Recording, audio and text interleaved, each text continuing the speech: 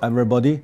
Today is the 10th of May 2017 and let's start the lecture on the 9th cyclical economic crisis happening in China. The title of my description is that global crisis caused by Wall Street financial tsunami and China's counter-cycle adjustments. And let's first give you a story. You can look at this one.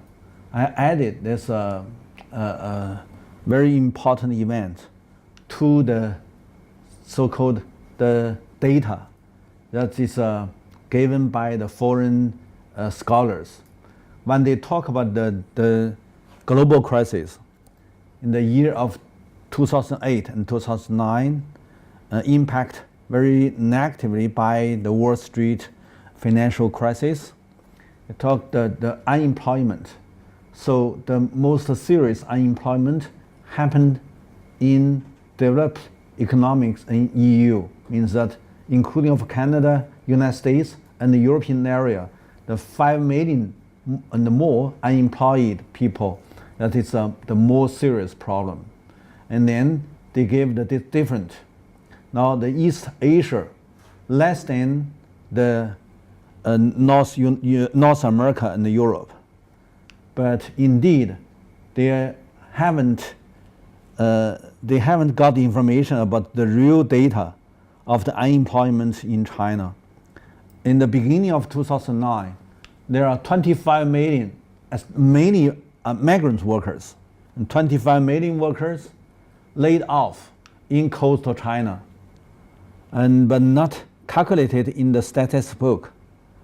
So my story that started from where they gone, where they are going to. I mean, when you have the crisis, to make them lay off, they are out of job, and then 25 million must be the biggest, or even bigger than the total amount of unemployment in other countries in the world. Certainly that is not so big, it's smaller, because last lecture I gave my explanation about the late 1990s, the eighth cyclical crisis happening in China.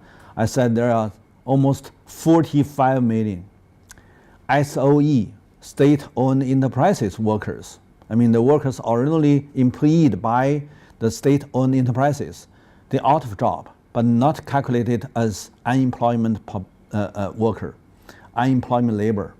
It's because they have another title, that's waiting job or waiting career or the trainees and whatever, but never calculated into the statistics book. So most of the foreign scholars cannot even have such kind of information. In the new one, in the 9th economic cyclical crisis, the same. The people just have the 4 million of the whole East Asia. Only one country China have a 25 million. So, and let me try to short my story. That at that time, just because Chinese governments initiate rural reconstruction movements, that is indeed is a large amount of the investments invested into the infrastructure construction in countryside. I mean, the total amount, I mean, for this time, is just the 11th five-year plan. Just for this 5-year plan, China invested into the rural infrastructure construction for the trillion. A trillion Chinese yuan is almost, how to say that, it's almost $500 billion dollars or something. But anyway, it's big money. So you know that a trillion invest into the infrastructure construction in countryside can absorb maybe 20 million, maybe less than 20 million labor to have a cash job. So it means that they at least lay off migrant laborers from coastal China flow back to the inland to join the rural infrastructure construction. And then that means the Chinese governments adopt counter-cyclical crises, the measures, the countermeasures, the policy to against such kind of global crisis. And then this time, they have a very positive outcome. So let's go down to the background analysis. When this time, the Wall Street have such kind of financial crisis, that means that the crisis did happen in the core of the capitalism, especially when we talk about the financial capitalist era. Originally, these are financial capitalist crises not taking place in the core. In 1980s and 1990s, these crises happened in other countries, other areas, but this time it happened in the center of the financial capitalism. The financial capitalism center is Wall Street. That is the worldwide financial capital center is Wall Street. And then very soon, from 2009 to 2010 to 2011, these are the crisis from the center spread to other Western countries. And then to make the whole of these countries around Mediterranean Sea as a kind of cyclical crisis ring. It's a crisis ring. As a cycle around the Mediterranean Sea, and even not only the North Africa, the West Asia, but also the South Europe. Almost all the country around this sea became very severe crisis. In the South European countries, they can name such kind of crisis as the budget crisis. So it's just a partially or structural problem. But in North Africa and West Asia, in these developing countries, it's renamed as a kind of political crisis or social conflicts or whatever. It's a comprehensive crisis.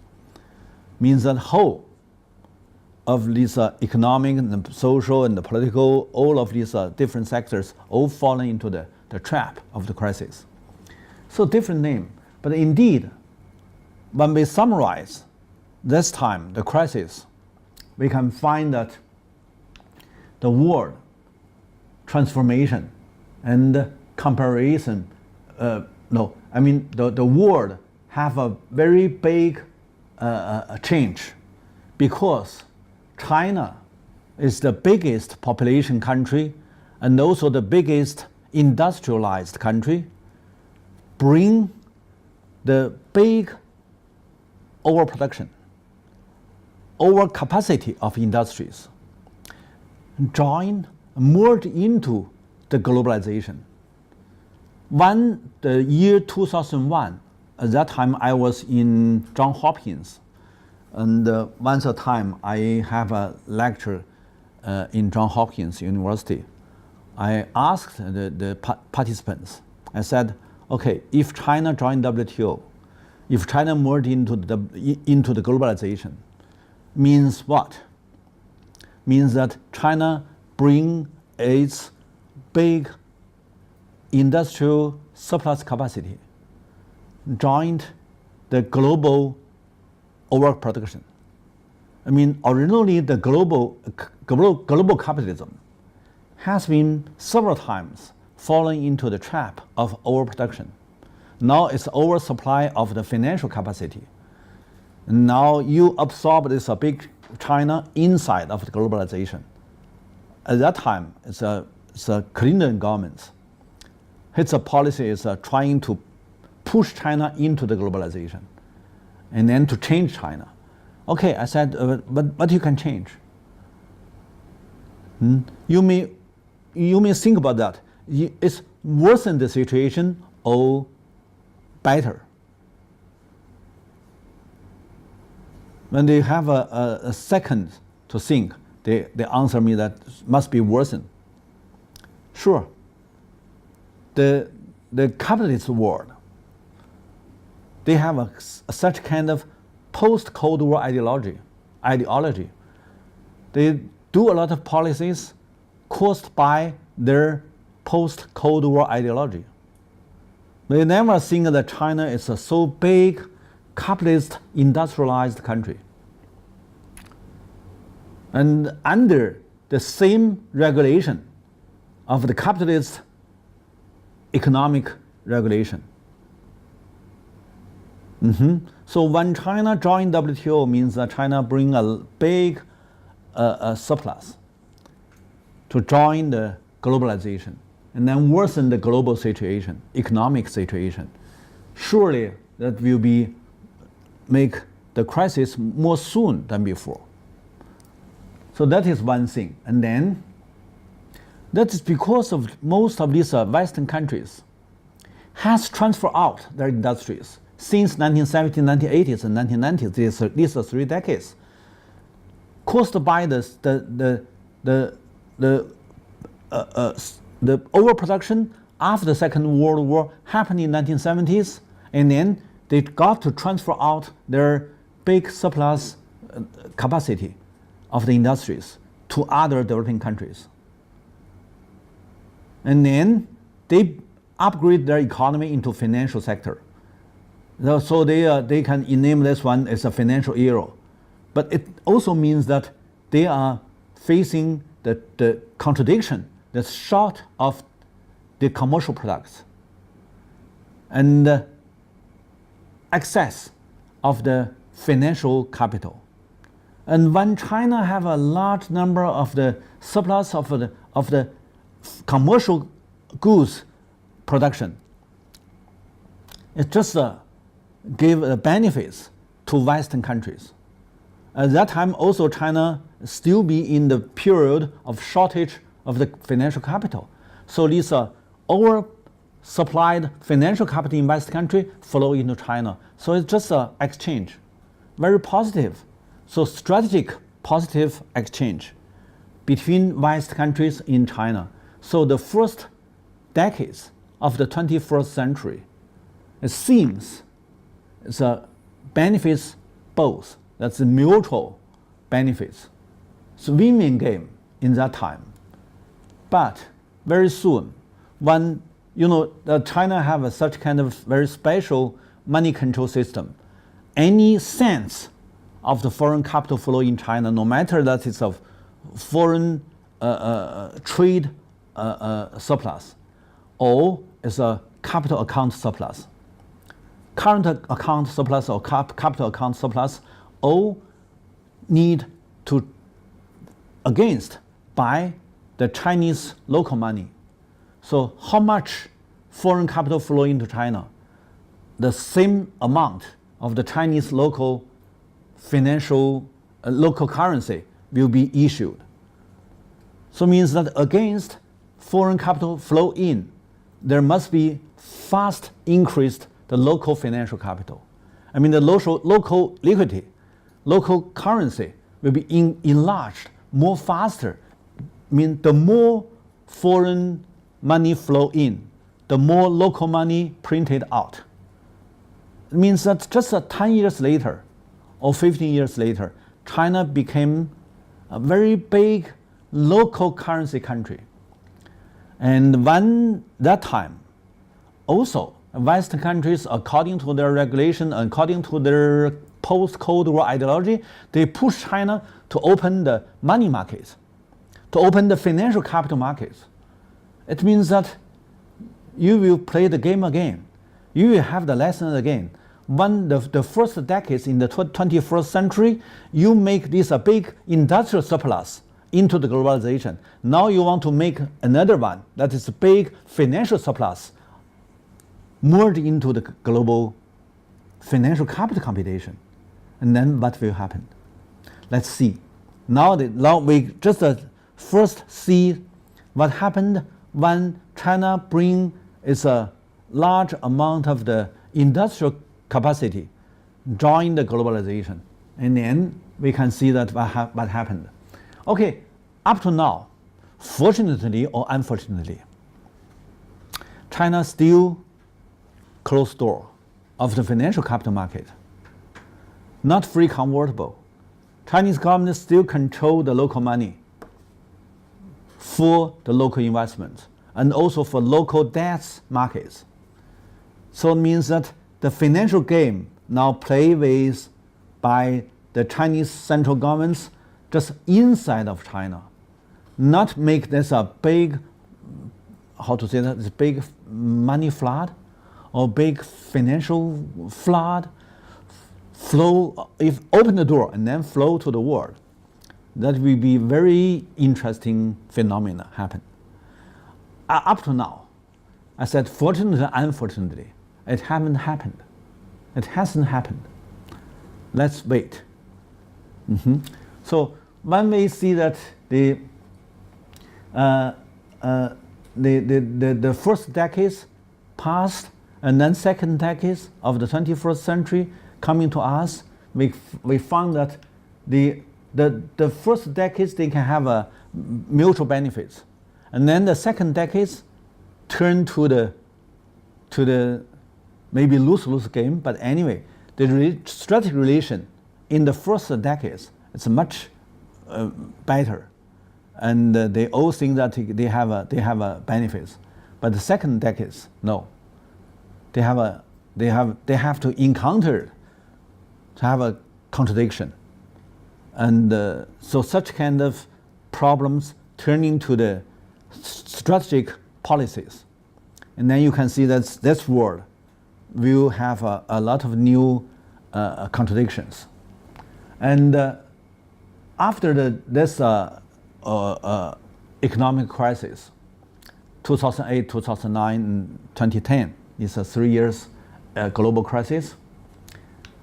The world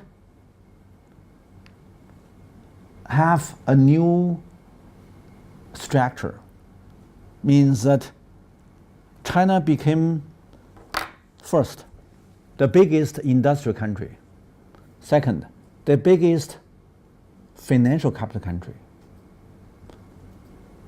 Originally, United States is the biggest financial capital country, but now the financial capital, the total amount, calculated into dollar, China up than United States. So it means that China gained the top position, but United States still be the strongest financial capital country in their power. I hope you can think about that. Even you have a big number, but this number is not strong, it's soft. What is the hard power? The hard power not just according to how much number you have, because financial capital is a number. It's not real assets. It's not physical properties. Financial capital is a kind of intangible assets. You cannot see. But you can see military power, political power. So which one, which one have big number, not important. Also not means that you are strong. So the strong means that the strong political power and the military power, that is United States. So once a time, or many times, I try to make you understand what is my key arguments. The financial capital only empowered by political power. Let me just stop here for several seconds. You think about this arguments. So I said after this crisis, even China became the big number country, a top one, but just in number. So we can see that industrial capacity, China is number one. But financial capacity, even you have a big number, but you're not a strong country. The strongest country still be United States. So when China have such kind of position, China trying to talk about this new structure to say that we need to build up the new style big countries relationship. 新型大国关系. The few Western countries recognize or acknowledge China have the number, the top one country with the financial capital number. Financial capital is a kind of concept, not performed, not implemented by the number, but implemented or practiced by the power.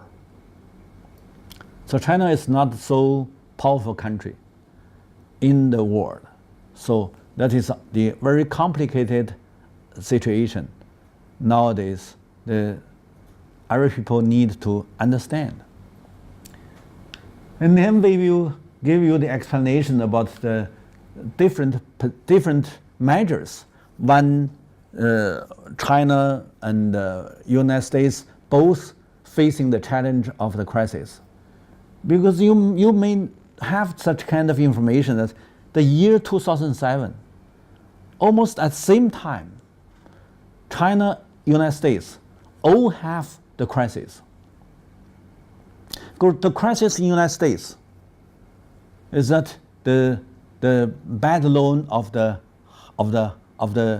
mortgage house is turned to the financial turmoils. But in China, in 2007, the stock markets have a big disaster. And several days, there are almost 20 trillion. It's equal $3 trillion vanished, steamed out. That is a big loss. And then when United States have the Wall Street financial crisis, it's very soon to impact the whole of the world, including of China. So after 27th, $3 trillion vanished by stock markets downgrade, fallen down. That is a very fast fall down. And then there's even more worse, that's bad impact from Wall Street financial crisis impact China. So that's China and the United States both adopt similar measures. United States announced that $4 trillion for saving the market, for rescue the economy. Same in China, the government announced 4 trillion Chinese yuan. It's almost 1/6 or 1/7 as American money for rescue the economy. And then what will happen after such kind of similar crisis and similar measures? Few people carried out the studies to compare the two countries' similar crisis, similar measures, and then different outcome. Here I'm trying to give the analysis. In China, even they have a big loss, and then they got to close down 60,000 enterprises in coastal China, because that the global crisis means that the overseas demand large decreased, and then coastal China is mainly for exports. So these coastal China's factories closed down or bankrupted, and then 25 million workers laid off. It's a big crisis happened, but it's happened in coastal China, not in the whole China, because At that time, China is just trying to accelerate the rural construction by the government's investments. That is just that is counter-cyclical crisis measure. So means that coastal crisis saved not by coastal area, but by inland construction, especially by rural construction. And then rural construction absorb these layoff workers, come back to their inland provinces. So very soon they solve the problem. But one thing is also important. I need to tell you. It's because large investments invested into rural China, mainly for the road construction, the electricity network construction, the pipe waters, and the telephone and the communications, and whatever, all infrastructure construction, also including of these to terror the land and whatever. So it means that almost all of this countryside, even in the mountain areas, much improved their infrastructure construction. Their infrastructure construction improved means that they can more easy to enjoy these modern commercial goods, like automobile, color TV, washing machine, and refrigerators. So when these coastal manufacturing cannot export these commercial goods, and then Chinese governments gave a very special policy to announce to all the rural people, you are the consumer. If you register as a rural household's registration, you can have a 13% discount to buy any commercial goods that cannot export in the coastal China. It means that to enlarge the local demand, to replace the decrease of foreign demand. Originally, Chinese central governments gave 13%, not discount, gave 13%, how to say that? 13% of the short taxation means that low taxation, 13% low tax for all of these factories if you export, means that Chinese government subsidize the foreign consumer, or subsidize this company in other countries. Now they subsidize the local people, especially the rural people. And then they also tell these local consumers this policy benefits you, but the ended will be ended at the 31st December of 2010. Just to give you this policy for 1.5 years. Immediately steam up, not stirred up, but make up a lot of local buyers to buy the automobile and buy the color TV and whatever. So just a quarter the GDP decreased, and then the second quarter is increased. So that is V, very typical V. 1 quarter downgrade, and then second quarter upgrade. So that is Chinese measures to deal with the global crisis, and then to maintain the high growth, high GDP growth, even in 2008 and 2009. So if you calculate these 5 years, because Chinese calculate this 5-year plan. So these 5 years, the GDP growth maintained 9%. It's the highest in the world. So that is why I think that we need to compare when they have the similar problem of the crisis, and also have the similar measures.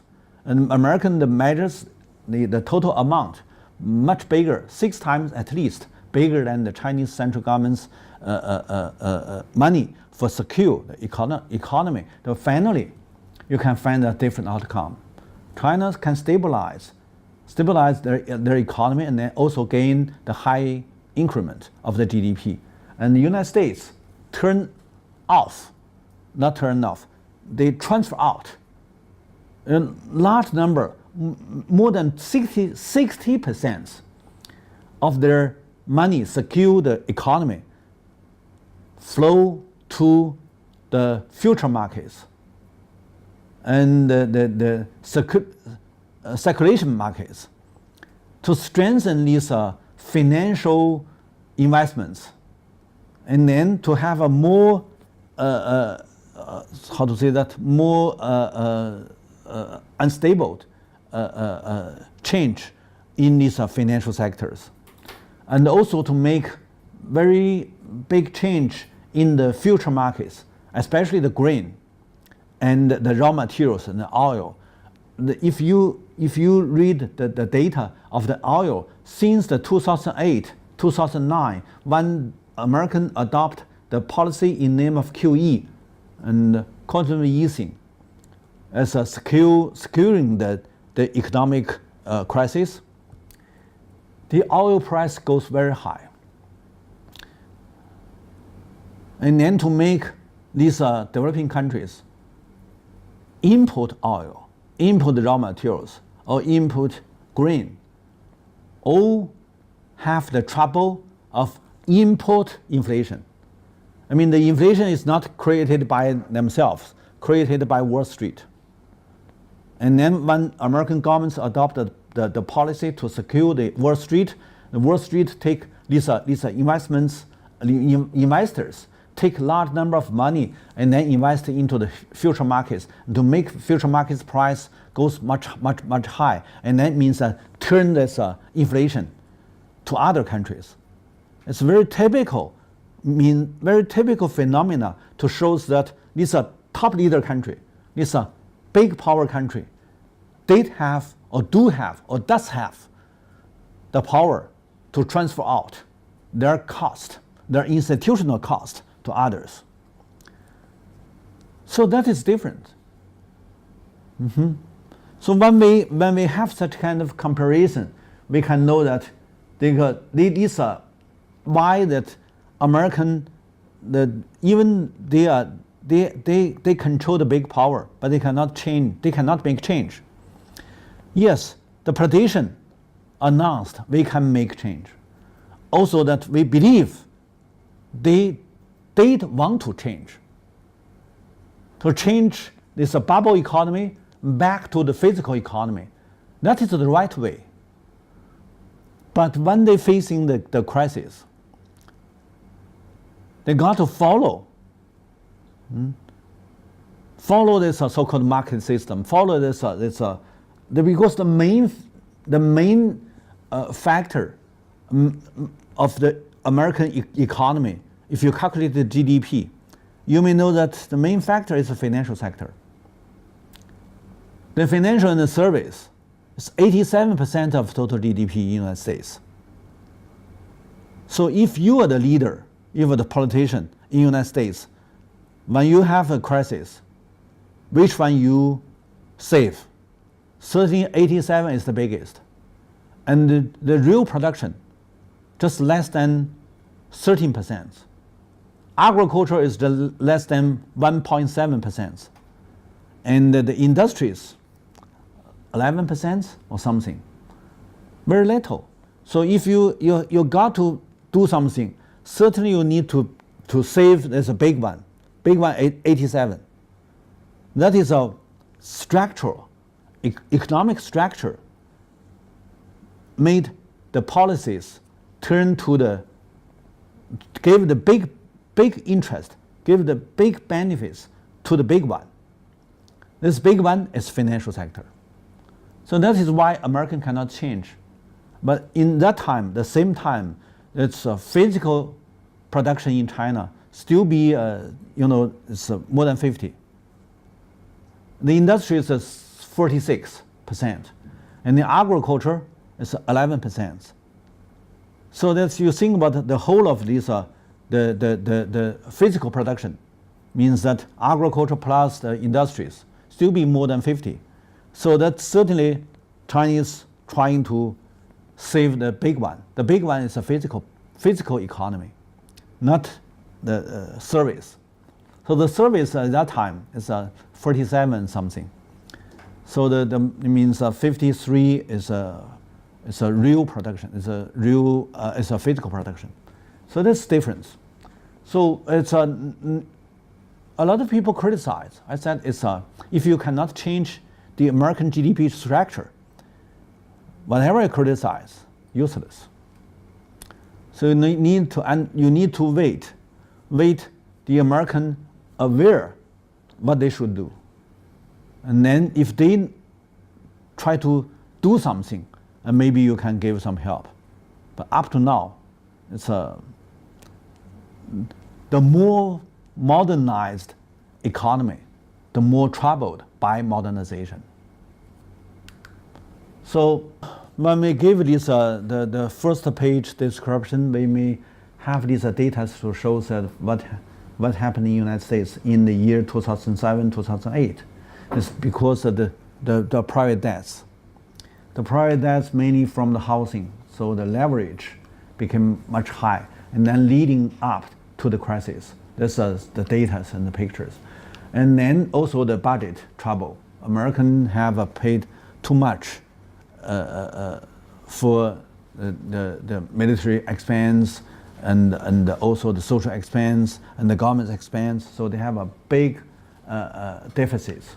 The deficits at that time in the crisis became large.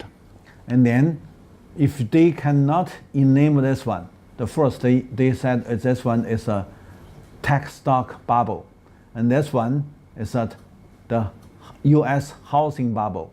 It's because the bubble break, and then they have a crisis. They are very clear to name these are two bubble, these are two crises. But this time, they cannot. We will give this analysis in the 10th cyclical crisis analysis, not this time. But I'm trying to give it a title. This one is comprehensive. Not only tech or the housing or the financial. It's a comprehensive bubble. Everything is bubble now. Okay, so it's a very tough job for the new president. And when we see that this data also shows that 2007, 2009, 2008, 2009, that is a recession. These are 3 years. It's a very severe of the crisis. Here, these data also shows that very difficult time in United States. So when we see that it's only one comparative advantage, is American still be the world world trade that is the hardest currency still be the American dollar. Even it's a downgrade. I mean the value of dollar decreased, but American dollar, U.S. dollar still be the global reserve currency. And so every country want to buy the commercial goods or buy raw materials, buy oil, whatever, you need to pay U.S. dollars. So you need to take dollars. So that is why American can be the so-called strongest financial capital country. That is the reason. And then when the American governments adopt a measure to secure Wall Street only can contain 300,000 as have a job. I mean the job is smaller in Wall Street. A large number of people, they cannot benefit from the government's policy, so they become poor. So when the crisis happened in the year 2008, the people have hunger increased from 9% to 19%. And so that is why they joined the Occupy movements, trying to occupy the Wall Street. So these are the sheets written by these participants. They wrote down why they joined the Occupy movements. It's because they have children, they're out of job. They also wandering in the street. So jobless, securityless, and many people are just hopeless. So this is because of the government's policy only secure the Wall Street, the big financial capital group. So large number of the common people, they have no hope, so they go to the street. That is why from the year 2008, many Western countries, in name of the social welfare country, but people lost too much. And so that is uneven and make the street conflicts increased. And here is to show the American QE policy. And from the 2008 and 2009, to make American GDP also as a V, decreased and increased, also as a typical V. This V means financial capital increment. It's because large number of the liquidity flow into the speculation markets, and then means that these institutional investors, they have the room to keep their financial growth again, grow up again. So that is why they can also have a V GDP. But most of them flow into the raw materials and oil markets, and then to change the future market's price. That is I just gave the explanation in the first page. And then the American crisis in Wall Street turned to the big debt crisis in Europe.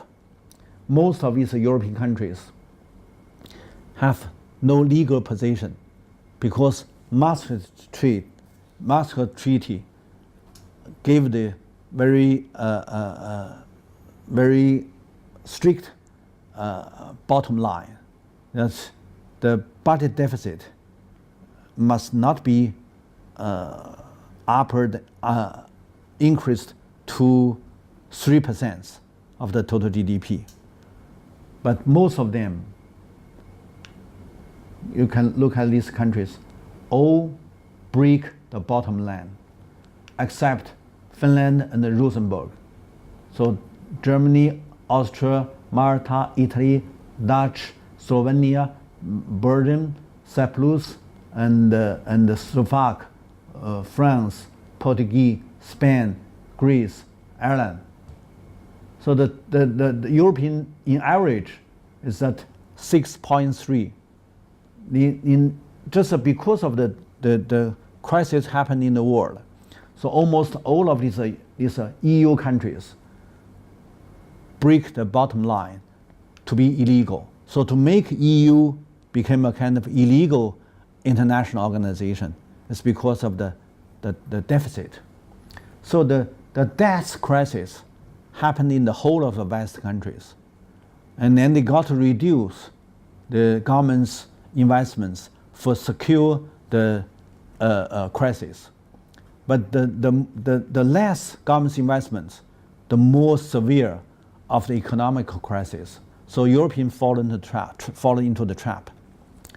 And here is also shows that from December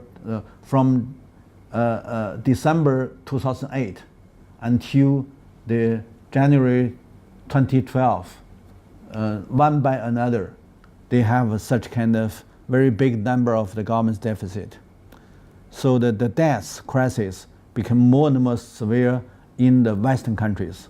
So that's these countries all decreased their demand. So the global demand, the overseas demand for all of these industrial countries is a bad impact. And also because of inflation. So these real production country, physical production countries, all facing the double challenge. One is that they got to import the inflation.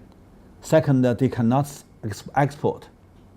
So that is why even originally they are trying to give a new title of this emerging country, like China, India, and Brazil, and so and so. They said there is a kind of BRICS. But caused by such kind of double problems. Almost all the BRICS, except China, decreased or even fallen into the crisis.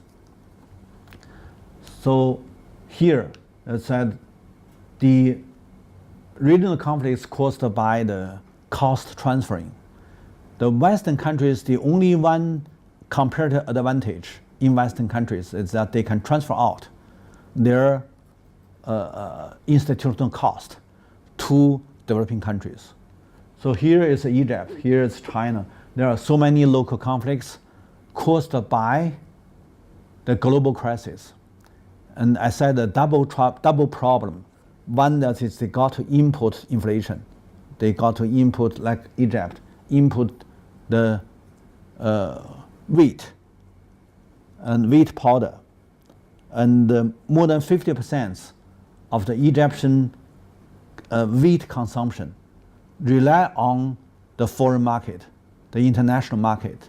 So when the wheat price increased 100%, doubled, means that the poor people in Egypt need to pay double price to buy the how to say this, naan or some steamed bread or bread, or anyway, that's they buy the bread.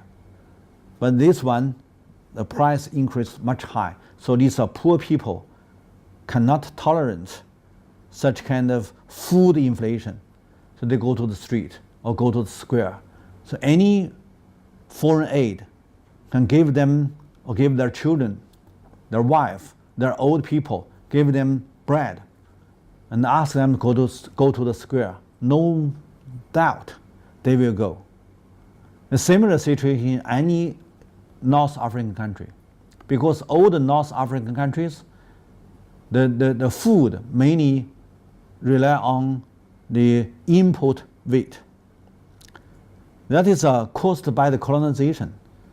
Few people can do the analysis about these difficulties. What is the root reason of the difficulty? Originally, here is multi-crops, but by the colonization, they all change into the wheat production.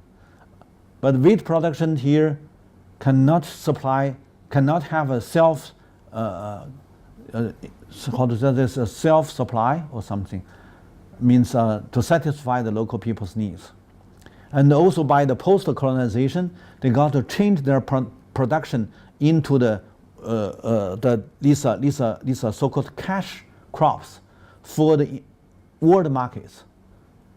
Like Egypt, originally they can produce a lot of wheat, but later they produce a lot of cotton for the world markets, and then cotton occupied a number of the land, so the wheat production reduced.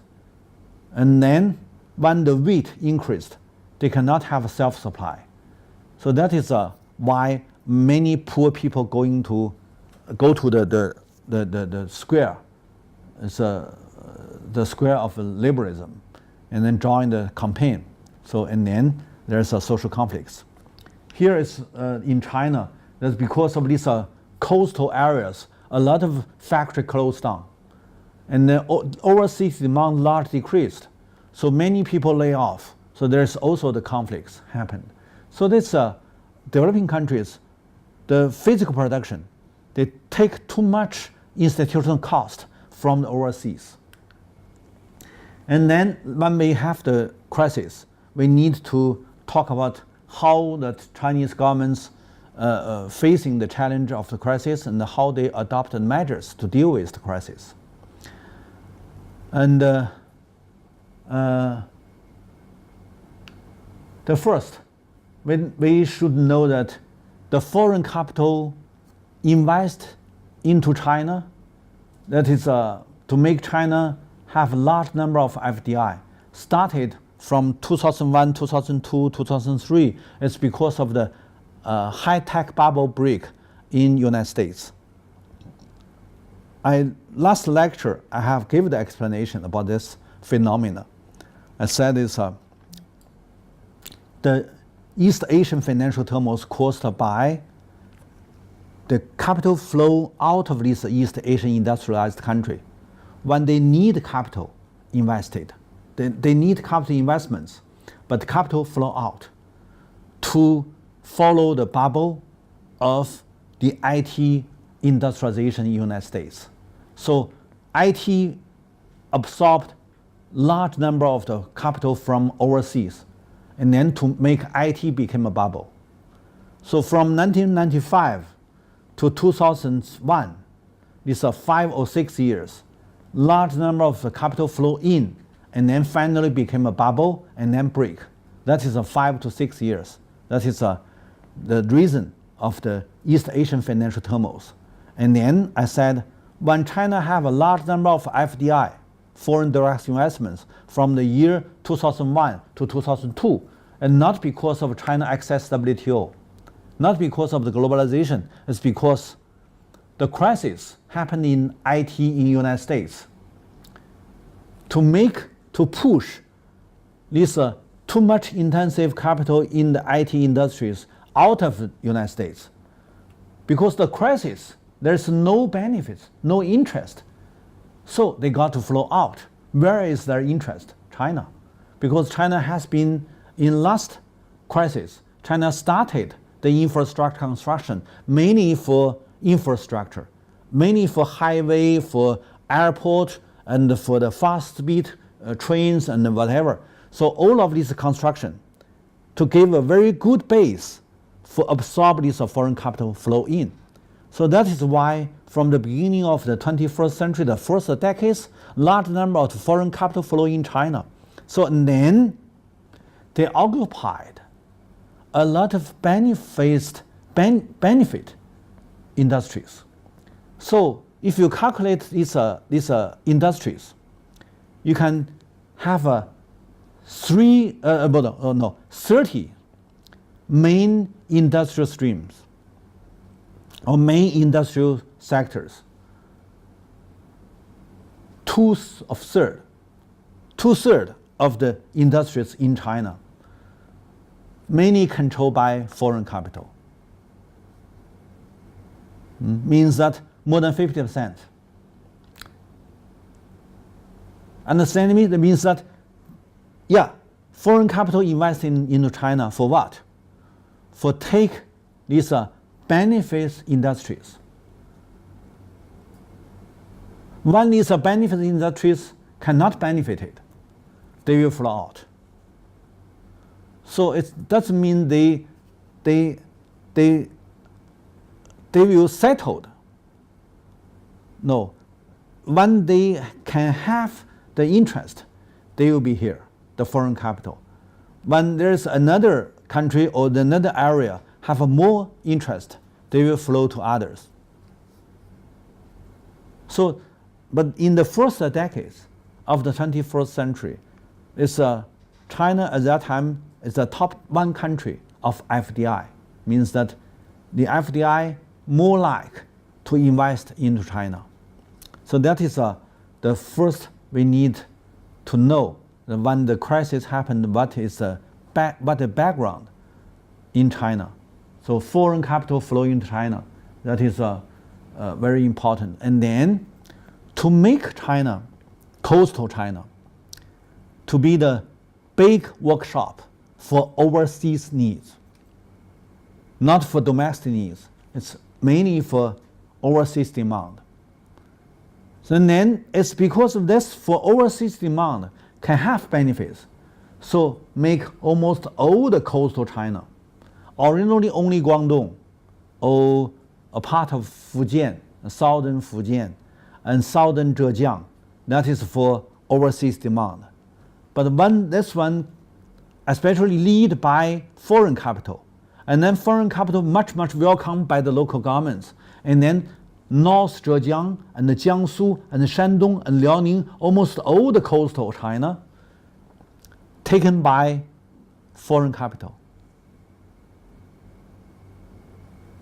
That is the situation. Maybe short term, you can have a benefit. And also the local governments enjoy the profit, their budget can be increased, and then they can consume too much, but it's short term. When the crisis happens, there will be another phenomenon. So that's one I said is to make the coastal China economy change the structure, not working for the local demand, but only for overseas demand. And then the other one I also have talked, that is no matter how many foreign capital flow in, immediately turn to the local money. I mean, against the foreign capital, Chinese issue the local currencies. So the local financial capital enlarged and then became a kind of independent power. It's also a very interesting phenomenon. And I hope all the audience here can pay attention to such kind of big number of the financial capital grow up in China. It's a very new phenomenon. And large number of the liquidity flow into the private sectors. And the private sectors mainly use this big liquidity to invest into the speculation market. And then to make the stock market and the future markets and the real estate markets have a big wave, big change. It's cannot be settled.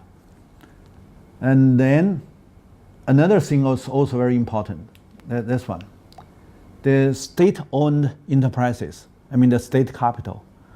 You may say that's a state capitalist capital, but anyway, it's a capital controlled by state, much enlarged, caused by large amount of the infrastructure construction investments. The infrastructure construction mainly carried out by state-owned enterprises, because private wouldn't like to carry out such kind of program because there's no short-term return. So the only big state-owned enterprises have to do it because that is the order from the central governments. And when they do it, they have a large amount of loan given by the state bank. So the state enterprises and state bank bonded together. So large number of the bank assets controlled by state enterprises.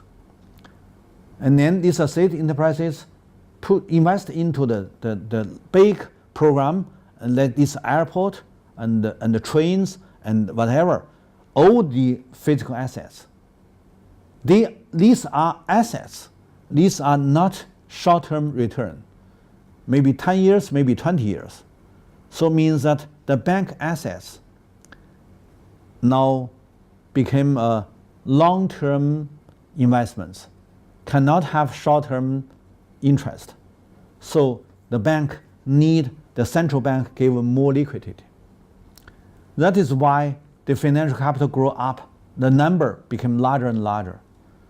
So it means that, yes, you gain the game, you win the game when you're facing the challenge of the global crisis. I just gave the comparison. Yes, Western countries also need to adopt some measures. Chinese governments as Oriental country also take some measures. They both take measures to deal with the crisis. One failed, another seems win the game, but also have a big cost, also have a big loss, but not being calculated. So that is why I said, no matter what kind of political regime, no matter what kind of ideology, what ism, what nations, remember, in the practical level, if you talk about practical issue, you need to do very careful analysis to know which measures you take, and then what is the outcome of such kind of measures. Maybe positive, maybe negative. Whatever you take as a return, whatever you need to pay as a cost. Nothing can be only have a return. You need to pay the cost. So that's one I need you understand. Okay, we can have a 10 minutes break.